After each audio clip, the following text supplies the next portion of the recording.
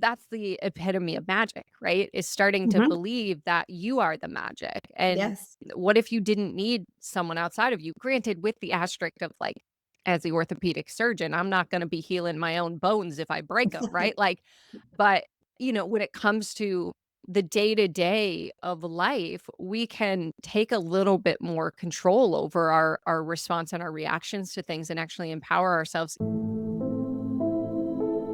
Welcome to Big Crystal Energy, Season 3, the Veil Season. I'm Ashleigh, and I live at the threshold between medicine and magic, between the visible world and what waits just beyond it, between the person I present and the witch I am. I've learned something. The in-between isn't a problem to solve. It's a place of power. This season, we're exploring the veil, where Victorian women spoke for the dead, where fairies guard the crossroads, where glamour becomes armor, where you stop apologizing for being both things at once. The crystals have always known the way through. Let me show you. Back to Big Crystal Energy, the podcast where we explore crystals, magic, intuition, and what it really looks like to live a mystical life in the real world. I'm your host, Ashleigh, and today's episode is one I've been especially excited to share.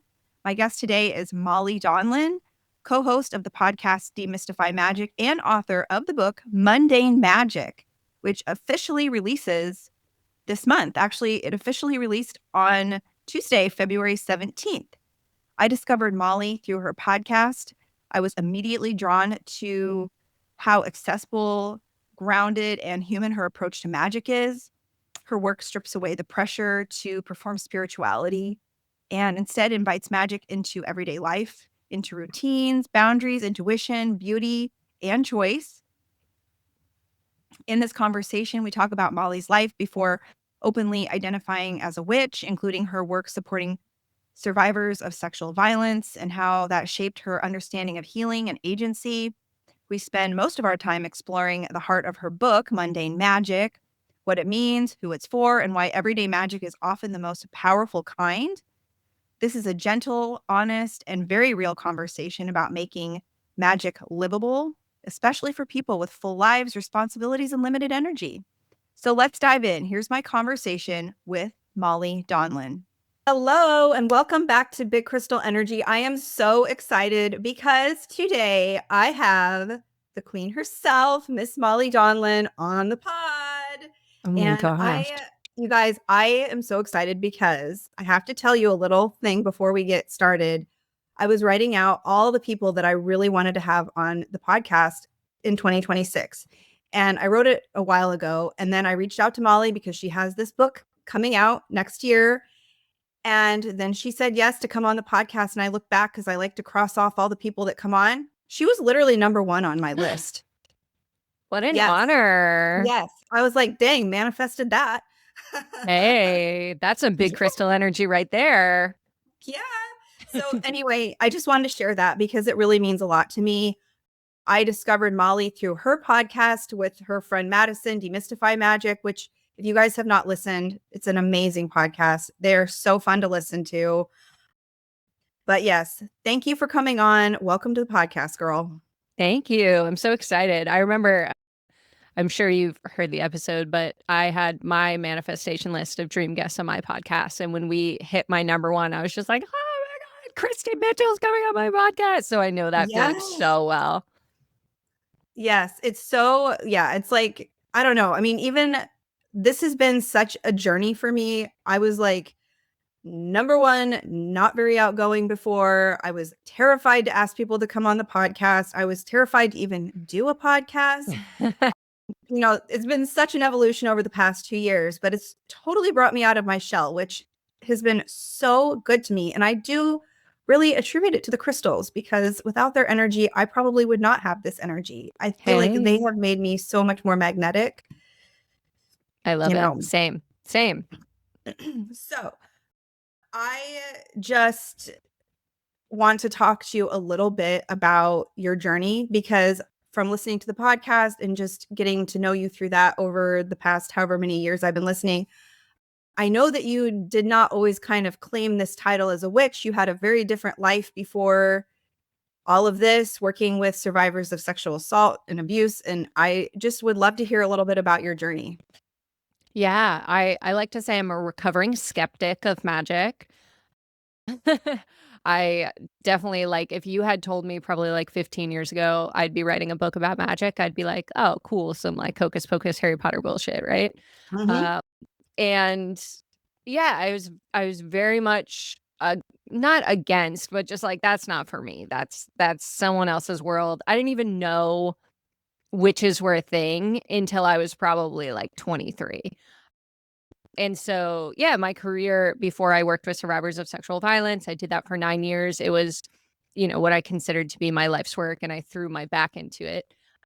And unfortunately, I didn't really have the, I guess, knowledge or education around what working with trauma survivors does to your own nervous system. And at the time when I started that career, we weren't really talking about, secondary trauma or vicarious trauma or anything like that. And so I was just being impacted by the work in such a way that it was interfering with my life. And I really didn't know what to do about it. And so it ended up leading me to chronic pain, anxiety, just overall holy hot mess express over here. Um, and I honestly, it made me feel like such a failure because I was under this belief that like this was what I'm supposed to do. And yet my body is just breaking down in front of me. And so my first kind of entry into this world was through yoga and mindfulness, and in particular, the teachings of Thich Nhat Hanh were a huge, huge influence in the early days of my journey. He has a book called Work, which is all about how you can bring mindfulness into every hour of the day. And I read that book now and I'm like, oh, this is mundane magic, just like Mm-hmm. more poetic. Absolutely. Yeah. Um, and so that was really like the seeds that I was tending to in my early 20s, and eventually led me to Reiki, and sort of that was the thing that really helped me with my chronic hip pain. And I was still, a skeptic of that going through my training. I was like, okay, this is just some woo woo horse shit, right? But it really did help me. And so as I kind of started establishing myself in that practice, I really leaned into the science behind Reiki. And so as I started to understand how yoga works, yogic philosophy, mindfulness, Reiki, they all kind of have these threads through the nervous system and bringing relief and balance to that part of our brain that thinks we're being chased by a tiger when our Wi-Fi is buffering for just a little bit too long. And that became sort of the framework that I started to understand all forms of magical practice is, these are tools in our toolbox that can help us bring not just immediate relief, but more resilience to the things that stress us out, that freak us out, that worry us. And through that really helped me feel more just empowered in my own life. And so kind of my journey through different magical practices has always been through this lens of science and understanding how it's impacting the brain, how it's impacting the body, how it's impacting the nervous system. And that's, ultimately what led me to writing a book about it and starting a podcast about it, is because I just wanted to geek out about it because I feel like no one's talking about it. I feel that so deeply because I mean, my own practice is, I mean, I practice medicine. I do orthopedic surgery by day. I mean, Yeah. it's not there is such a link, it's all woven together so much. And that's what Hmm. I really loved about when I first found your podcast. I loved how you spoke to both sides of it because what you end up finding is that there's so much woo in hardcore science. And Totally. there's so much that can't truly like be explained away. And to me, that's what really resonated with me. And that's a big part of why I even wanted to start my own crystal podcast, because I felt like there was so much science behind the stones that actually does work. And people, your little crystals and things. I'm like, you can make fun of it, but truly, have you not seen how it has completely changed my life and my world over the past however many years? Yeah. Yeah. Or even just looking at like the use of quartz crystals in World War II technology, Yes. like in radio frequencies and transmitters and things like that. Like most of our cell phones have some form of quartz in them that make them run. And yet when we use them for our own healing, they're woo. Yeah, Make it make it's sense. just crazy to me. And it's Yeah. so true. I mean, I understand like with the Reiki, with working with Reiki, that truly working with Reiki and having sessions myself led to such a spiritual awakening for me. I didn't even Mm. understand what it was. I went into my first session, I didn't even know if it was going to work for me, and it literally blew the doors open for me. It Yeah, was same. absolutely incredible. Yeah, totally. And I think, I come across a lot of people who are like me, who found Reiki to be really healing and really inspiring, and then they go through training and they don't really understand how it works, and so something doesn't click for them. It makes it hard to really lean into something fully when you're like, "I don't really know if this is all in my head or not." And Mhm. so what I've found through now teaching the science behind Reiki is it really helps kind of ground that inner skeptic that we all have. Mhm. And what comes out of it is it's no longer, I don't believe Reiki doesn't work. Now it's the question of like, can I do it? Right? Am I good enough? And that's really like the juicy question that I love to help people get to the bottom of is like, where did that voice come from? Where did that assumption that when I try something new, I'm going to fail at it Mhm. come from? What if we believed the opposite? What if it was allowed to be easy? What if it was allowed to be an innate gift and not something that I have to perform or master or receive from someone else? And I think that's the epitome of magic, right? Is starting to Mhm. believe that you are the magic. And Yes. what if you didn't need someone outside of you? Granted, with the asterisk of like, as the orthopedic surgeon, I'm not going to be healing my own bones if I break them, right? Like, but when it comes to the day to day of life, we can take a little bit more control over our response and our reactions to things and actually empower ourselves, and that's ultimately where the book comes from. It's like if I can believe that I can fold my laundry and I make that a little bit of a magical practice, then now I have that belief stockpiled to do bigger and better things in my life. So when did you kind of leaning into the book, when did you start getting this idea to write this book? Have you always been a writer? Have you always wanted to write a book? Yeah, I joke. I actually write in the acknowledgments that when I was 16, I used to carry this wallet that I made out of caution tape. And in it was like my bucket list, and one was just like publish a book. It was like it was sandwiched between get a T-Mobile sidekick and like play on Warp Nice. Tour, you know? I love that. Two So goals. y'all Yes. can y'all can figure out how old I am based on that timeline I just gave you. I love that. But yeah, I've always wanted to write a book. I never knew what it was. I always assumed it would be like a book of puns, if I'm being honest with you, like something absolutely asinine. And the book really came super organically. I started posting about mundane magic in 2023, I think.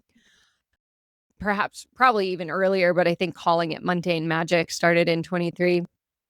And originally it was just like the way I motivated myself to clean my house. I have ADHD. I have low motivation. I'm home all day working from home with 2 dogs, and I don't wanna do it. I don't wanna do it. I don't wanna fold my Don't blame laundry. you. Don't blame you. I don't Uh, either. I have and people that so maybe all those things. So yeah, lucky you. But fair yeah, enough. it became a way of how I infused my magical practice into my life because, with as someone with ADHD, it's like if there's any resistance to doing something, I'm just not gonna do it. And so doing a big elaborate ritual, exciting when, there's novelty to it and I feel like doing it. But most of the time, my practice is in the mundane. It's in the deep breath while I brush my teeth. It's in the cleansing of my energy while I wash my hair. It's in the making a creativity potion when I'm mopping my house. It's in those little things. And so I started sharing it online and people love it. They started asking for more. They started asking for, can you make vacuuming, dishes, cluttering, dusting, all of these things. And so it started off as a series. And, eventually I was approached with the opportunity to write a book. I was like, hell yeah. And so as I was going through the process of writing, I really tried to involve my community in that process. Mhm. So every week when I was writing my manuscript, I'd be like, okay, I'm in the living room chapter. Tell me all the things you avoid doing in your living room. And everyone's comments turned into the outline for the book. And so things I never even thought of, like I had to learn how to clean a fireplace to write this book because like 4 people asked for it. And I was like, well, I guess Okay. I guess we'll figure that out. And so, yeah, it was really, it felt like a magical process in and of itself, just kind of hearing people's stories of how mundane magic impacted them just on Instagram or TikTok or whatever, and being able to really channel that into the book itself just felt like its own form of magic. And I love how you have such a cool community that is so like they're so all in about it. That is Mhm. I mean, that is so I mean, you really pour a lot into your community too though. So it doesn't just happen. Like you I mean, you've got such incredible videos, everything. I mean, I know that takes a lot of work. Yeah. Yeah, I love it. I feel like I'm a creator at heart, and so Yes. so much of my magic, I've always been someone who's learned best through teaching and really Mhm. metabolized information best through when I'm inspired to share with others, and so it's just become this really beautiful relationship where the more I give to my community, the more my practice strengthens in myself, and then the more I have to give, it's like an overflowing cup in a lot of ways. I mean, when I think of magic, I think of someone like you because sometimes when people think about witchcraft or magic, it just can feel so overwhelming, but you make Mm. it so accessible and you make it fun and you make it silly. I mean, it just always looks like you're having a good time. I mean, and I think that is so relatable to a lot of people because like you said, there's a lot of us, I don't personally have ADHD, but I mean, there's a lot of us out there that do or that are struggling in different ways. And yeah, it can sound great to have all these cool rituals, but even myself as a very busy person, I don't have time for all of that. So I Mm. really appreciate like just making the routines around your house magical because Yeah. that's the true embodiment of magic. Oh, yeah. Yeah, I always say that, nobody says if you ask them the purpose of their spiritual practice, nobody's gonna say, "Oh, I wanna add more stress to my life," right? It's usually, like, the opposite. And Yeah. so why are we doing practices that stress ourselves out? Why are we doing practices that feel like one more thing on our to-do list? Like, if it doesn't bring you joy, it should at least, like, help you get through the other things that you have to do. And so I've found, and my community can back me up, that when we combine magic with these things on our to-do list that we don't want to do, but we have to do, it actually makes us want to do them. Oh, 100%. I mean, I was Yeah. thinking about that this morning. I walked downstairs. My kitchen literally looked like a tornado went through it. I was Yeah. like, "What the hell is going on down here? Oh my gosh, I don't wanna deal with this right now." But then I think about different things that I can do to actually make it joyful. I mean, obviously, your book isn't out, so I haven't read it yet, but, I mean, I'm thinking it to myself, like, walked in there, the first thing I did is I made a cup of coffee, I stirred in my Mhm. intentions, I lit a beautiful, gorgeous candle. I'm not gonna save my gorgeous candles only for special occasions. I feel like Yeah. they're there. I sprinkled some a little crystal crumbles on the top of the candle, and then it just made it so much more enjoyable. So Mhm. I just love that. Now, did you have a favorite part of the book that you really enjoyed writing? Ooh, I mean, there's so many, like, there's so many. There's just, like, parts of the book that I'm like, I would have never come up with this if it weren't for my community. Like, someone asked for, like, cleaning the fish tank, and it Oh. sent me on this rabbit hole, like, because I was like, "Oh, wouldn't it be cool if you made your fish tank into, like, an altar?" And then I was like, researching the magical intentions behind different items you would put in a fish tank. It's like the magical properties of like a pirate ship and a pineapple and like a plant, like, and then same thing with like bugs that you might find in your basement. It's like, oh, what's the spiritual meaning behind finding ants or ticks or cockroaches, all of these things. Fair. And so, yeah, I think like some of the tangents that kind of go down in the book has been really fun. I also think just, like, creating the illustrations were one of my favorite things. So my illustrator, Elena Borst, has been my best friend since I was 10 or 11 years old. Oh Like my gosh, she that was, is yeah. incredible. And really, I literally can sneeze and she will know what I'm thinking. And so Oh I knew that working with an illustrator, I had a very specific vision for how I wanted the book to look. I wanted it to be whimsical, but I also wanted it to feel accessible. And so Mhm. I never wanted when you open Mundane Magic, I never want you to feel like my house isn't clean enough to do this. And so all of the illustrations have this like embodiment of like over the top, like very like, the laundry page, the laundry basket spans the entire page and starts to That's my curve house. over. Yeah, or the dishes, like all of the bubbles are like going across the Oh, page. that's And we ended up creating this like character of the dust bunny. And it started in the living room chapter where they're like under the couch with the crumbs and the remote and they're like plotting the demise of the house. And then the dust bunnies became this character throughout the book. So it's like in the laundry chapter, you see the dust bunnies like using a pendulum to find lost socks. And oh, in the bathroom, you see them like cleaning the shower curtain with the full moon and they're being chased by the broom. And so yeah, that was super fun just to bring it to life with, someone who's known me forever. And I can literally just say, can you make it a little bit more, and she's like this. And I'm like, yes, just like that. And so that wow. felt magical in a lot of ways too, because I mean, we've done so many silly creative projects over the 2 decades we've known each other that it just felt like a cool like culmination of that friendship too. Wow, that is so amazing. I mean, I think it's just number one, I feel like we're just in this like the way that life is these days, a lot of people don't have those friendships that span so much of our lives. I mean, it's just everything is so chaotic now. I think that's number one, so cool. I mean, I have friends from way back and it's so meaningful and that now Mhm. you can involve her in your book and the art that she creates is just literally perfect for what you're trying to explain. Mhm. That is so incredible. So your book, it just sounds like this fantastical journey that we're going to go on through our Mhm. house, trying to get ourselves together and make our lives a little bit more magical. Oh my gosh, I can't wait to see it.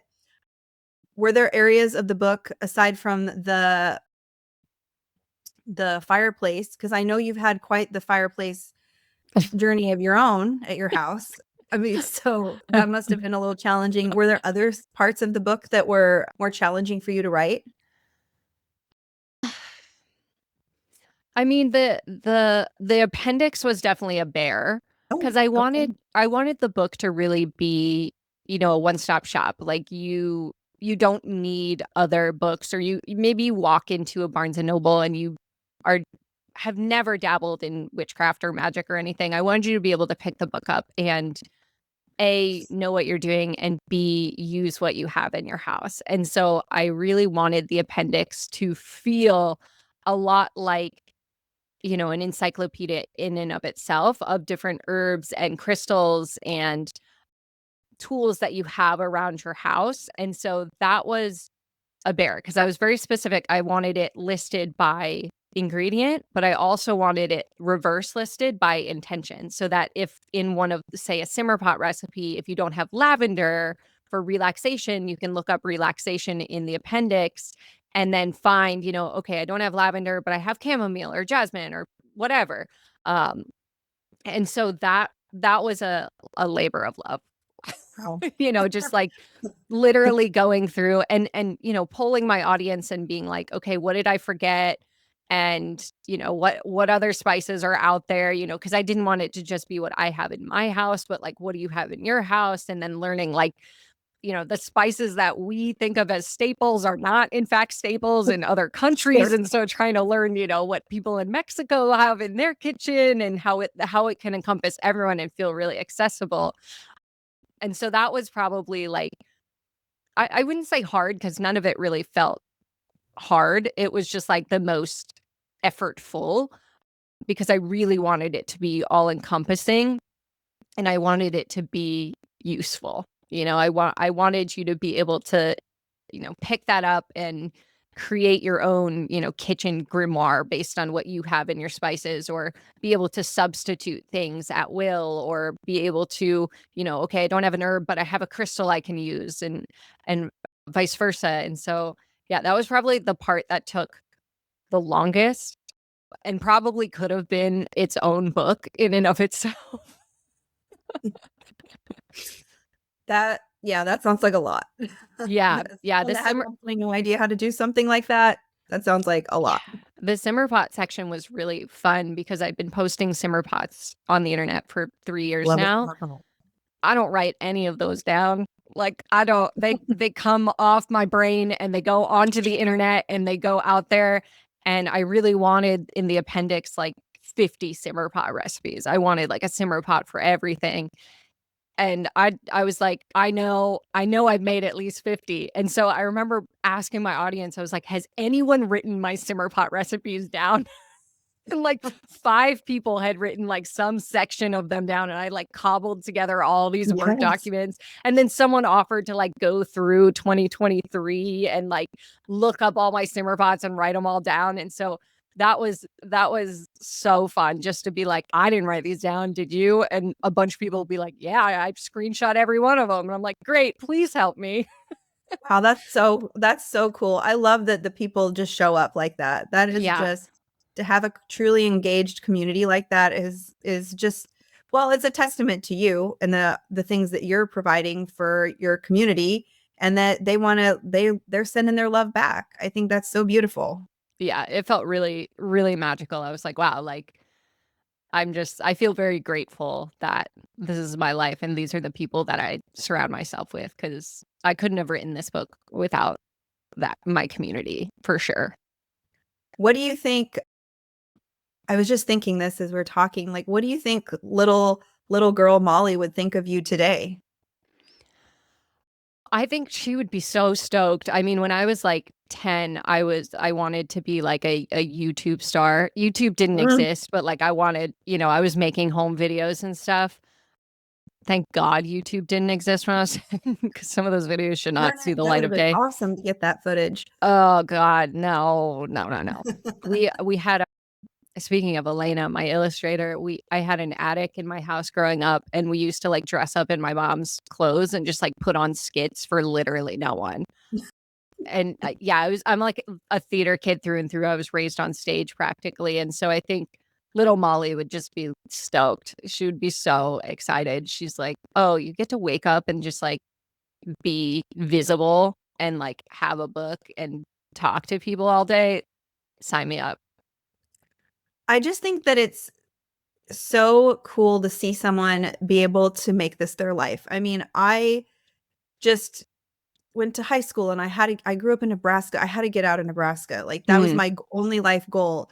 And then I was like, okay, well, I have to go through the steps. I have to go to college and I have to yeah. go to medical school. And I've only ever really known that for like 20 years or more actually. And and then I just got burned out. And then to see people like yourself be able to take their talents, take their passions, and actually build like a whole life and community and career out of something so basically, I mean, to me, it just feels joyous and creative. That just seems like that's like the dream. I just think that's the dream. It's so fascinating to watch.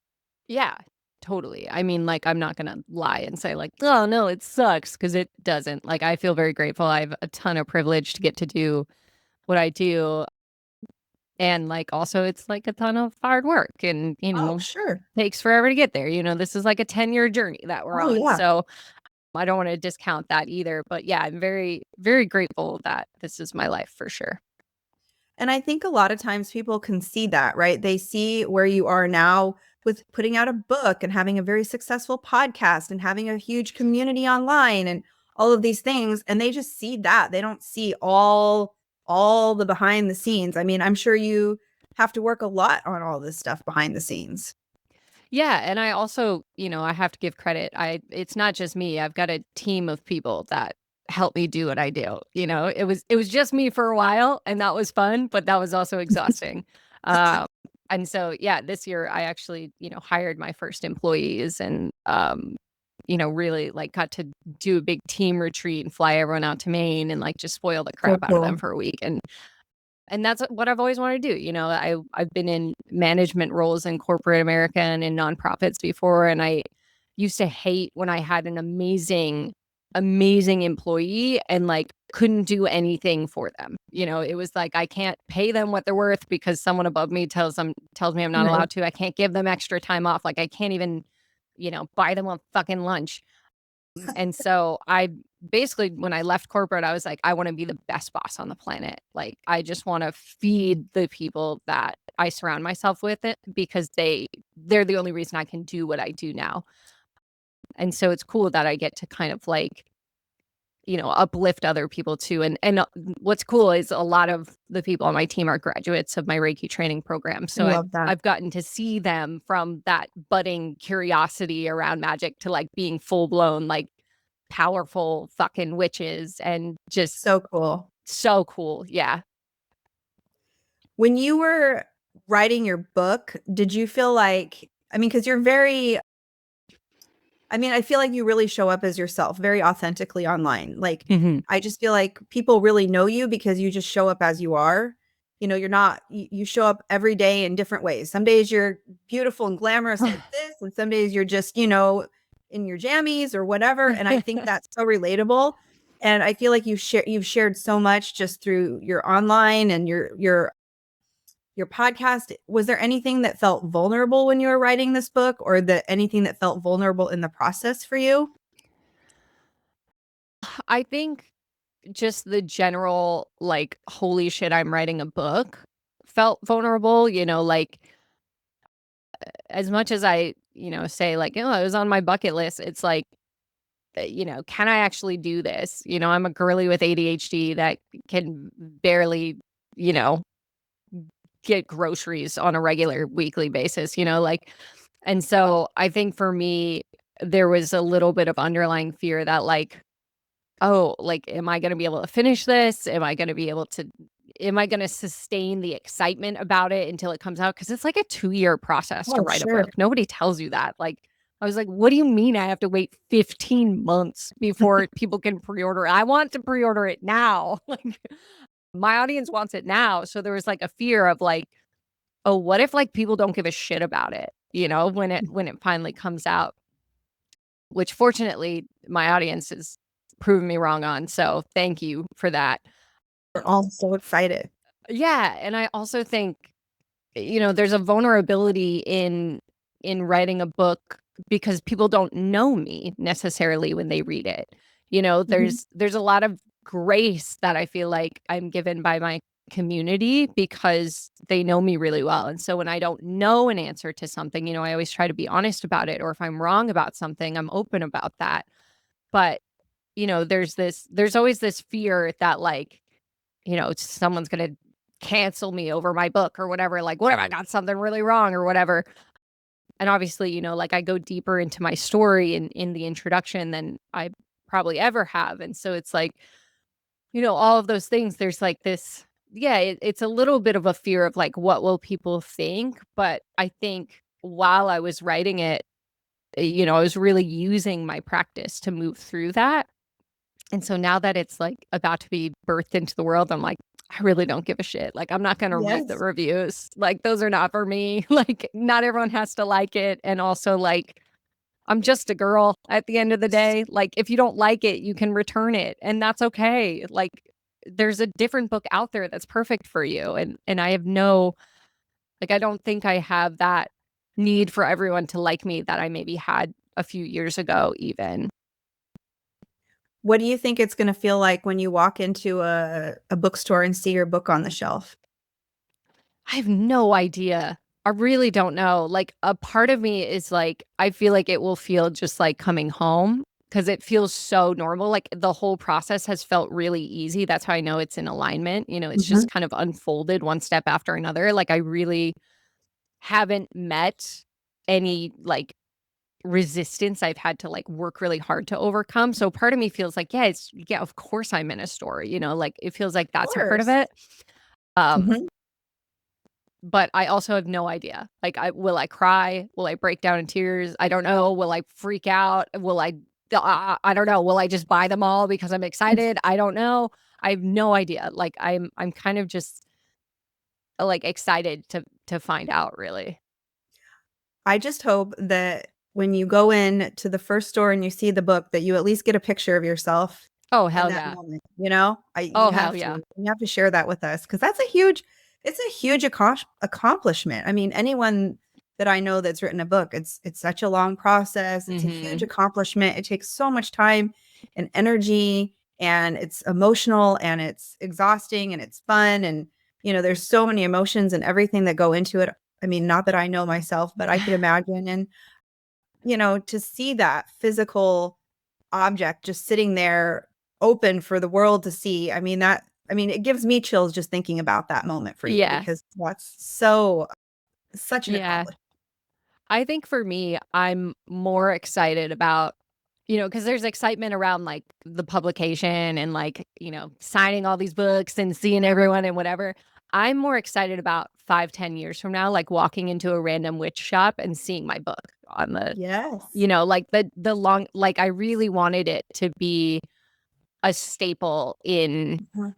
the world of witchcraft, like an entry point for modern witches. And so I think for me, like, that will give me a bigger reaction than, like, because there's so much hype around publication that I'm Mhm. like, I'm just riding that wave. But, like, when that wave dies down, I feel like Mhm. that's what's gonna really get me in my feels. I feel like you're just getting started too. I mean, I Oh, feel like this hundo is just P. yeah, like this is just the beginning. This is just book And 1, baby. this is just book one. Yes, bring it. When when you let's say when you get up in the morning, is there something that you do every day that's just kind of a mundane thing that just starts your day in a magical way? Coffee with my Yeah. dogs. Yeah, I'm a big fan of stirring a sigil into my coffee. And, it's not even like a traditional meditation, but just sitting with coffee in one hand and my quartz crystal in another, and just like my dogs burrow under the covers. One of them does. And then the other one sits like directly on top of me. So it's like I got one dog by my feet and one dog like on my hip. And it's just like quiet and it's calm and it's cozy and it's warm. And it's just, yeah, just a very grounding start to my day. I love that. I feel like so many of us, we have busy lives, we just jump out of bed and we just get going, and truthfully, so many of these practices, they don't have to take a ton of time. It's just stirring that sigil into your coffee and just having a moment to breathe and having a moment to set your Hmm. intention for the day. It doesn't have to be this big to do that takes a lot of time. And then maybe having little resets throughout your day. I mean, I I feel like when I started adopting some of those practices myself, it just really shifted my perspective on my day-to-day life and the way that I interacted with people and the way that I just showed up in the world. Totally. Yeah, especially first thing in the morning. Mhm. Um, I used to be someone who just like races out of bed and, just throws my clothes on, runs out the door, drinks coffee when I get to work type of person.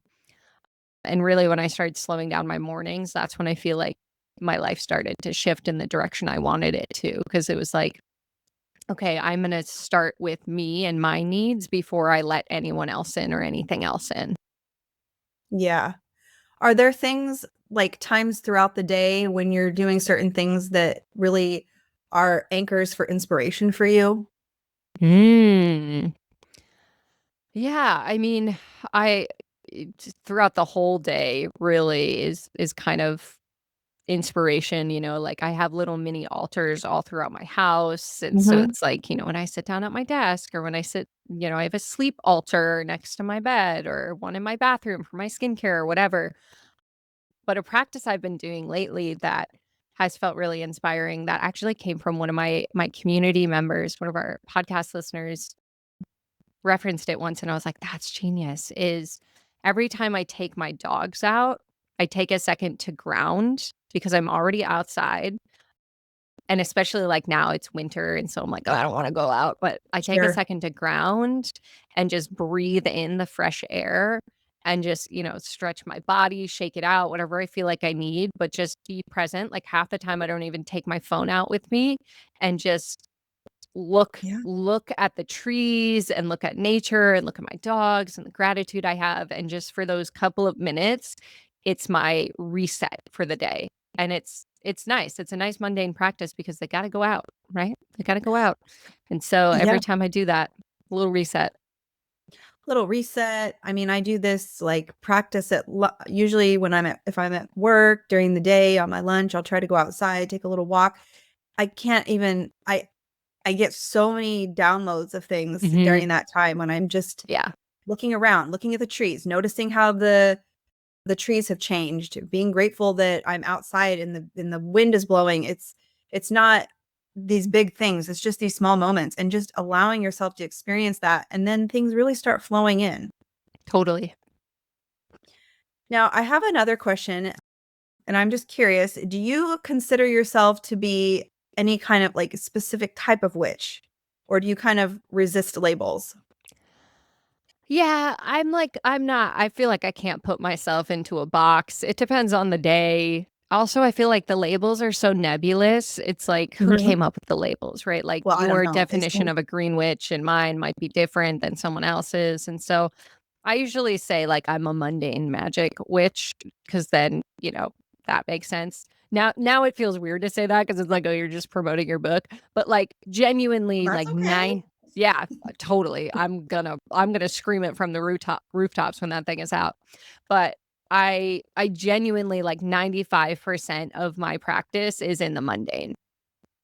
And it always has been. Like I said, like my first intro was Work by Thich Nhat Hanh. It was like smile when you pick up the phone, right? Like smile when you brush your teeth. Take a deep breath before you turn the ignition in your car. Like that was my intro into the world of mindfulness. And so, magic has never been different for me. And so, yeah, I think like let's coin the phrase mundane magic witch.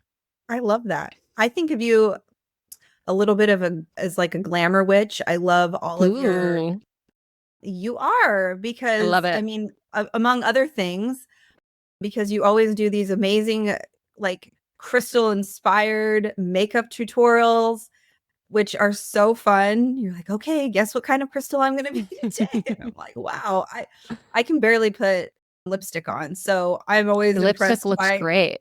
I love lipstick. It's easy. It's like, boom, lipstick done. Yeah, it looks great. I mean, it's a red lip too. Like most people, they're scared of the red lip. You're rocking Oh, it. no, I live for it. I live for the Mhm. red lip. As you should. Yeah. So you're in my mind, you're a bit of a glamour witch too. I'll take it. I think that not only are these practices so beautiful because they are just mundane things we can do, I think it's really cool how you make them so accessible to everybody. I love how you have the the crazy appendix because sometimes people can look at this and be like, "Oh my gosh, I got to run out to the store and I'm going to have to buy all these herbs and I'm going to have to do Yeah. all these things." And that can be, I mean, early on in my practice, I was like, "Oh my gosh, that just feels like I have to spend a lot of money." And In this economy, no. no. No. And it's so much more powerful to just like use the ingredients you love. Like every time I Mhm. have a hyperfixation meal, it's like, okay, what are the magical intentions of cottage cheese? What are the magical intentions of cilantro, of sourdough, like whatever it is. And then it's like, okay, what spell is my body asking for that this is what I'm fixated on? This is what I'm craving, right? It's so much Yes, more powerful than just being like, oh, I need lavender because someone said I need lavender, but like no, you don't. Use what you have. Use what you have. You have too I much believe stuff already. Like just we use all it. have too much stuff. We all have too much stuff. I mean, a lot of these herbs and spices, I mean, and things like how fast are we going through them? I mean, Yeah. don't go out and buy a bunch more stuff. I mean, our pantries are usually just jam-packed as it is. Let's Mhm. just look through there and see what we can use and see what the intentions are and see what simmer pot we can whip up. And Totally. I love a simmer pot. So, I mean, and you don't have to have all this crazy stuff. And then you can and I think a lot of us, especially with social media, we see stuff in the witchy community and everything is so aesthetic. Everything has to Mhm. look so gorgeous and glamorous. And while I like seeing that stuff too, I mean, who doesn't? Sometimes that just feels not realistic. Totally. Yeah, and I think it perpetuates this idea that like we can do it right or wrong. You know, if Mhm. my altar isn't perfectly pristine and Mhm. beautiful, then it's not powerful versus, like I'm someone that like I love clutter. I love a trinket. I love Oh, a, I love a trinket. I love a trinket. Ah. And I'm also someone who hates doing the dishes. And so, Oh, same. I can do just as well at, you know, creating the life that I want and doing spells that bring me what I want with an altar full of trinkets and a sink full of dishes. Like Yeah. it doesn't have to be perfect and curated. And I think Mm-mm. that's like why people resonate so strongly with the idea of mundane magic. It's like, I had a comment, someone commented once that I'll never forget it. They said, "I'm only following you because I know what you're doing is legit because you have dishes in your sink behind you." And I was like, that's my Yes. excuse to not clean my kitchen before I film. Thank you so much. I mean, in a world where everything just sometimes, especially on social media, everything feels so curated and people have Yeah. to show up so perfect all the time. I'm just sick of that. I don't resonate with that. I don't like it. I like when I see people, their house is messy in the background because it makes me feel less alone. Mhm. Um, I I mean, I already have like all these other women and moms in my life, and I go over to their house and their house is perfect. I'm like, is this all you do with your free time? Because cleaning my house is not all I'm willing to do with my free time. Yeah, meanwhile, we're all, like, panic cleaning before people come over to pretend like we live this aesthetic life, like and don't get me wrong, like, I don't wanna live in filth, like, I'm No. not like, it's mundane magic to help you clean your house too, but it's just, like, I'm not gonna sit here and pretend like my house is perfectly clean all the time. I'm just not, and I I think that's why people relate so much to the book is because you don't have to start from a perfection place, and you never have to get to perfection either. Like, there's no way to do it wrong. You're not gonna screw it up. And also, like, you are the magic. So You if are not. something I offer doesn't work for you, you can also do something completely different, and that's okay too. I think it's just this ability for people to also accept their own intuition about things. Because sometimes you can read something and it's just not for you. And so just Mhm. accept that, and that's okay too. Yeah. Yeah. So when does the book officially release? February 17th, 2026. New moon, baby. Yay! Did you plan that on purpose or did it all just work out that way? Oh, I did. Oh, Yeah, my it's so funny to me because my publisher, everyone working on this book is like witch or witch adjacent, of course. like the the person who designed my cover at Rodale is a tarot reader and witch, and she's like, I snuck in the Ace of Wands. And I was like, I love it.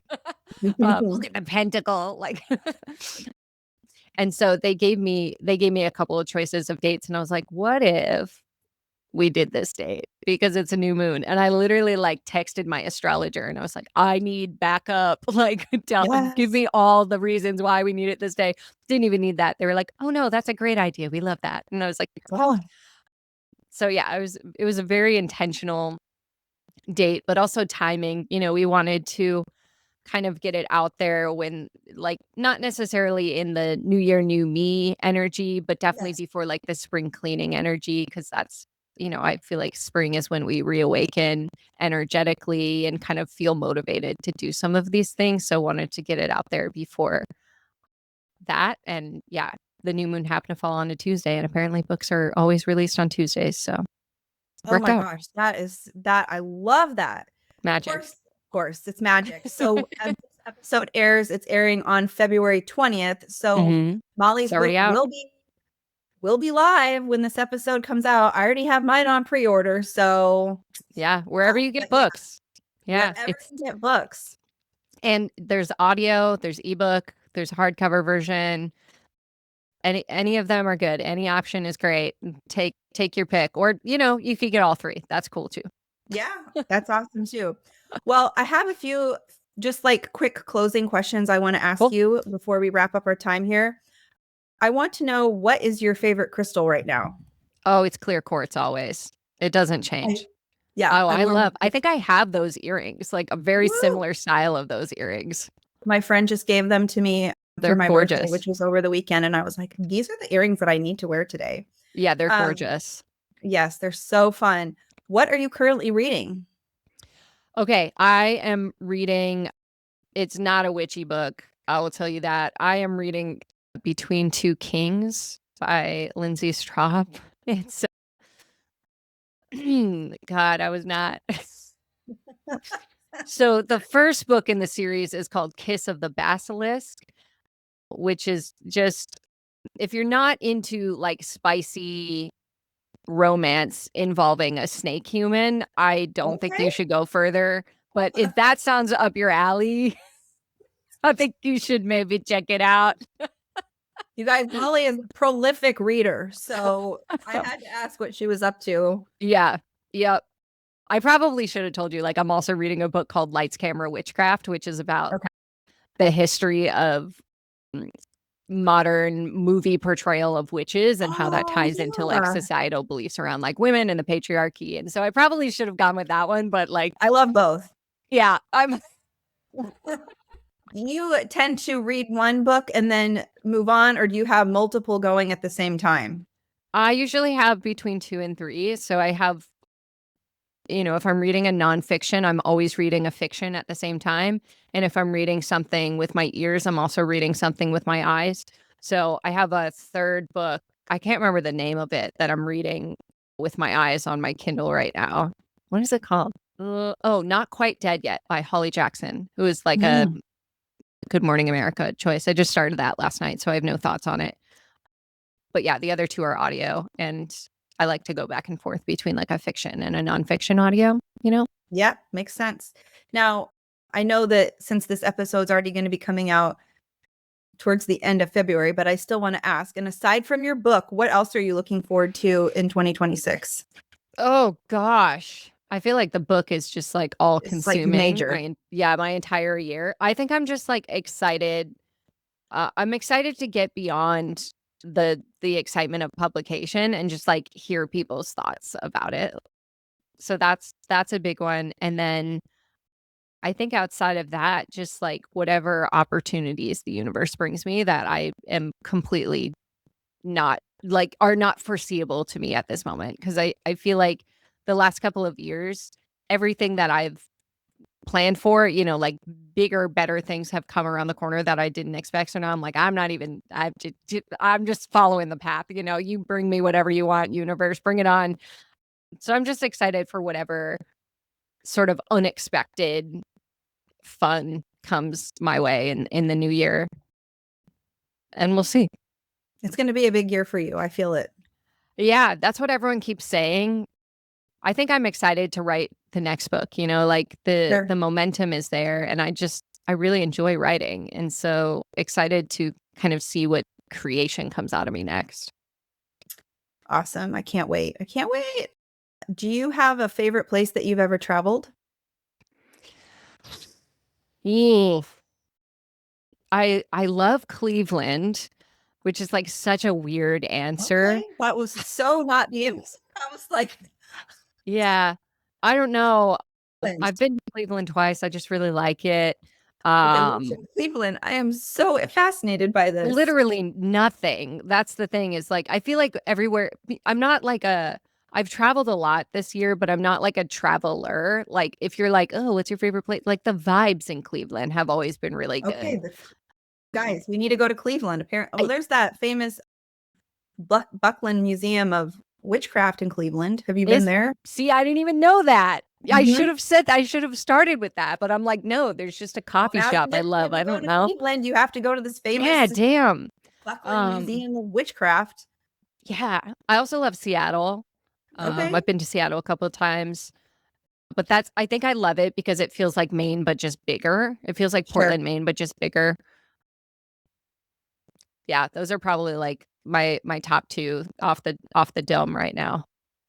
I can almost guarantee no one will ever tell me again that the favorite place that I traveled was It's Cleveland. Cleveland. Oh man. I went to Mexico this year and on the drive back, it was like a retreat with like 100 other female entrepreneurs.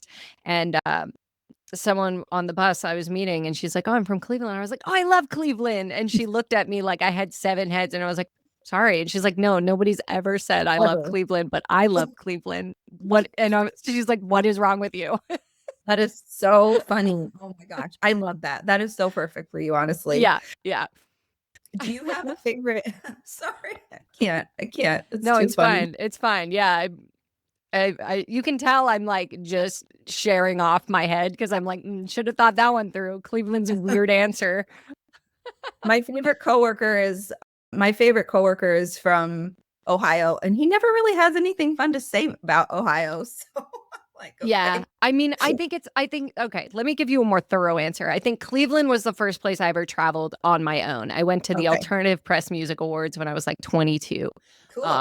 yeah. And, got to go to the Rock and Roll Hall of Fame. And like Cleveland was where like Alternative Press was open. And I'm a big like emo kid, like Warped Tour kid at heart, as I've disclosed multiple times in this interview. Fair. And Love it. and so I think like that's the staple of which Cleveland is built on for me. And I'm also like a big Machine Gun Kelly fan, and he has like a coffee shop out there, and it's very cool, and all of that. So yeah, when I went out there in August, it was just good vibes. It was just fun times, and I have a lot of friends who are like near to Cleveland, so it was a nice like meeting point for all of us to meet. So I think that's why I'm so attached to it.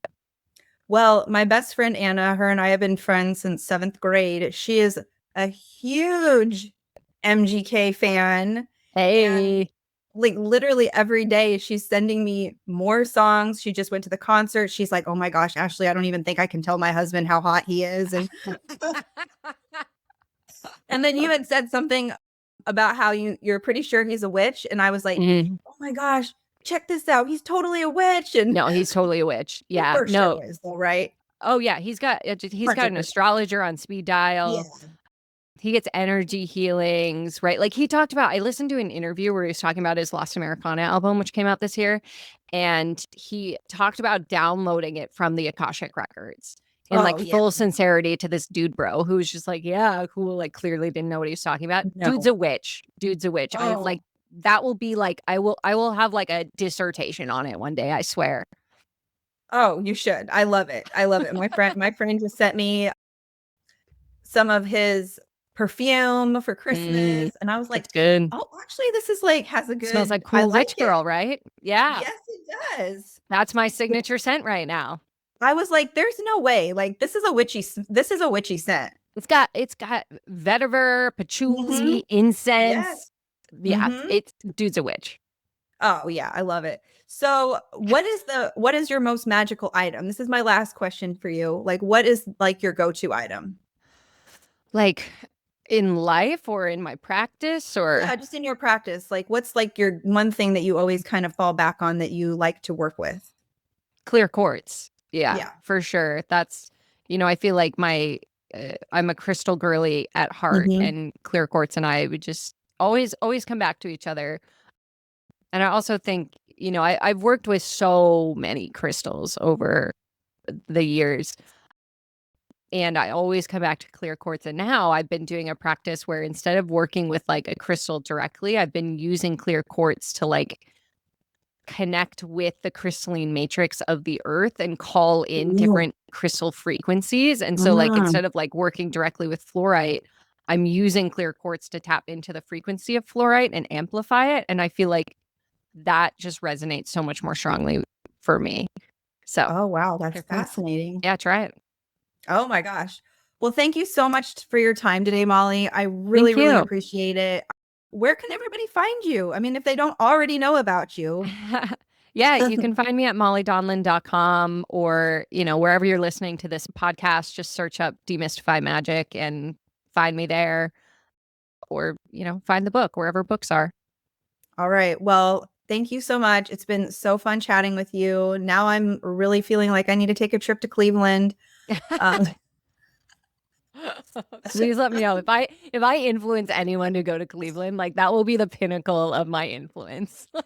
we honestly have been thinking about it because I really want to go to that Buckland Museum of Witchcraft. And, Okay. you I know, I didn't even mean, know I that feel like existed. So now you have 2 reasons. You could go to There's so Buckland, many and then you could go reasons. to MGK's coffee shop and make it a day. I need to take my best friend. I think my bestie and we need a trip to Cleveland. I mean, I agree. I the agree. decision has been made here today. She'll probably know this, but he's opening a restaurant in Cleveland too. So Oh like my God. you could do a whole tour, MGK tour. Oh my God. We would be Mhm. just like we were in high school again. We could be in our rental car just blasting MGK, being totally ridiculous and obnoxious and just having the best time. So I love They this do an idea. MGK festival every August, MGK Day. So Oh, so good. I'm just saying. I'm just Okay. saying. Okay. Well, Molly, you have a beautiful day.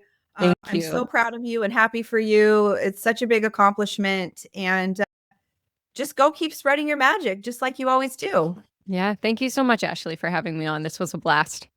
All right, girl. Have a good one. Bye-bye. Bye. I absolutely loved this conversation with Molly, and I hope you did too.